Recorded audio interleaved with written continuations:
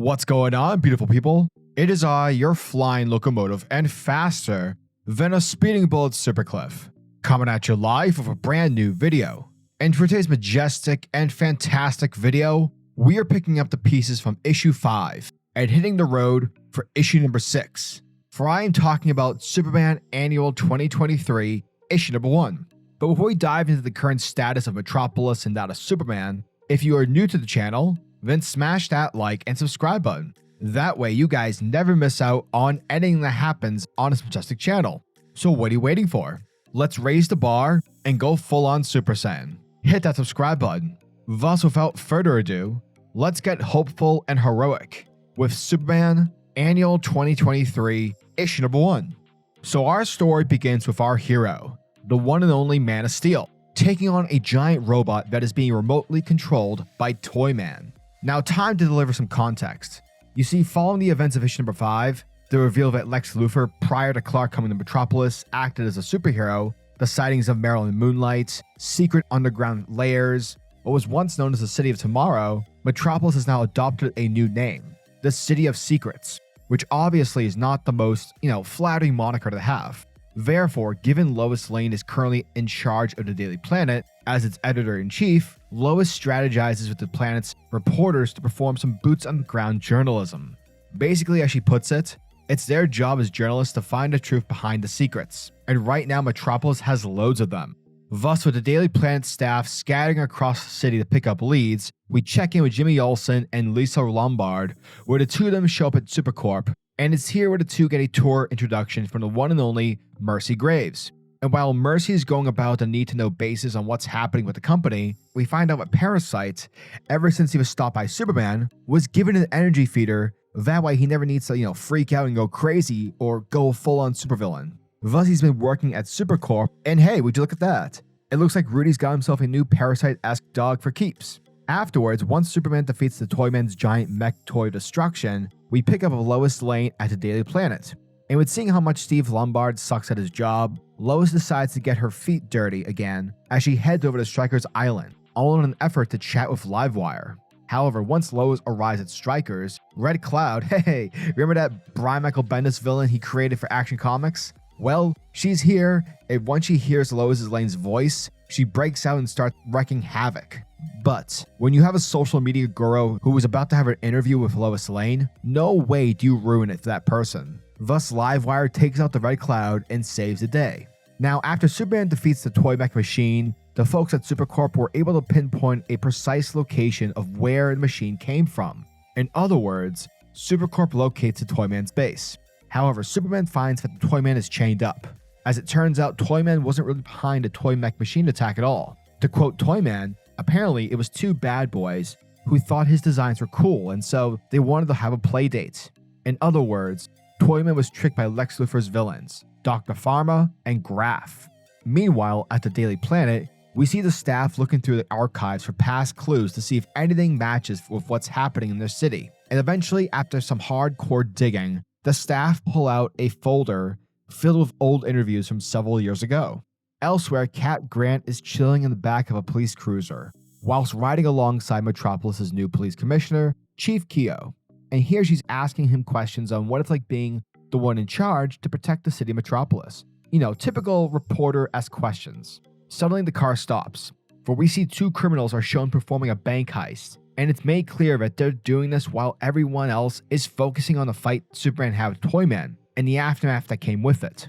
However, before the chief can call for backup, that's when Metropolis' mysterious nighttime vigilante known as Marilyn Moonlight rides by, to which we see her take out the baddies in superhero Wild West fashion. Now, once everything seems to be safe and back to normal, Kat runs out of the car and tries to snag an interview with the hero. Because, let's face it, nothing about Marilyn Moonlight is known. But that's when she tells Kat that she feels that the city of Metropolis has never felt safe for herself. Therefore, why would I give an interview? And that's when Kat gets real with her, because she understands how one may not feel safe in Metropolis. And this is where Joshua Williamson makes an amazing callback. For you see, back in Superman issue number 84 from 1993, the Toyman killed Kat's son during an attack on the city. And so ever since then, Kat gets nervous when she's walking in the streets, and she specifically gets more nervous whenever Toyman is committing crimes. Basically, given that Marilyn Moonlight isn't down to give an interview, Kat makes the suggestion that she can be her person to whom she can talk to, and perhaps in time when Marilyn feels more comfortable, she can tell the world about her story. Back at the Daily Planet, where we see Lois Lane working late, Superman shows up after a long day's work, and after going over the aftermath of the Toyman and whatnot, Lois reveals on what the staff dug up from the archives. And it turns out that every single story talks about Lex Luthor being a hero in the early days, well, they were all buried by Perry White. Alas, adding yet another secret to the city Metropolis. Afterwards, we check in with Dr. Farr and Graf, and with the help of Toyman's designs, the two were able to capture Lobo, while also developing a special syringe that they were able to take a pinch of Lobo's blood and study it with, clearly for nefarious schemes. However, while studying Lobo's blood, the baddies uncover a secret, for they discover a hidden sequence inside him, a sort of tracker. Thus, Graf makes the comment wondering if all Severians have this, but Lobo in the background has no idea on what they're talking about. From there, we switch things over to a screen, where a battle is breaking loose amongst Lobo's people. However, the screen pauses, and it's here when we pick up with Brainiac. Now check it. Throughout DC Comics, it's widely known that Lobo, aside from his daughter, Crush, is the last son of Serenia. However, we see here that Brainiac has captured and bottled up the city of Serenia, and whatever it is that Brainiac wants, the secret that he desires, resides on Superman's adopted planet, Earth. And alas, Brainiac is determined to find this, for this secret is the exact thing he needs, so that for the first time in his existence, he won't be alone in the universe. And that, folks, was the end of Superman 2023 issue number 1. And thank you guys for checking out my video, as it truly means the world to me. Hot damn on a stick, folks, did I love this issue. Holy crap, so many good things came from this story. Wow, do I love Josh L. Williamson. This annual alone just shows how much Josh loves DC. What's surprising about the issue is, how much the Daily Planet staff were used. Yes, Superman isn't the comic, but this annual really isn't about him. It has to do more with setting things up, but also expanding the Superman mythos and basically saying that this series is building for something big for the future. Not only was Lex originally a superhero, but Perry White knew and hid all the information, and everything with Brainiac getting involved with the plot, Lobo's people shown to be alive, and, what's the deal with Marilyn Moonlight? What's her backstory? To put it in basic terms, this Superman annual feels like a story from Game of Thrones. Now, let's pretend that Season 8 doesn't exist, okay? Because it doesn't. Where, in that series and books, you have the North, King's Landing, and everything that's happening beyond the wall.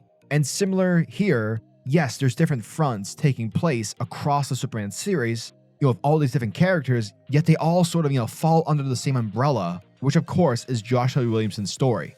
I love the mystery aspect of uncovering secrets of Metropolis' past. All of it is really neat, and it makes you feel as a reader and wanting more. Overall, this was a stellar annual issue, and hot damn, I cannot wait for September and Superman issue number 6. A lot of great stuff to be had. Now, if you've been on the fence whether or not you want to get into this book, do it, because it's really good. So yeah, as always, I'm your majestic say over at SuperCliff, and if you guys are new to the channel, then do me a solid by smashing that like and subscribe button, and also the notification bell so that you'll never miss out on an upload, and so that you'll always be kept up to date with your favorite top tier comics happening in the comic book world. Now tell me, what are your thoughts and opinions on this issue? Are you guys excited for Superman issue number 6? Let me know down in the comment section below. And until next video, peace, giggity goo.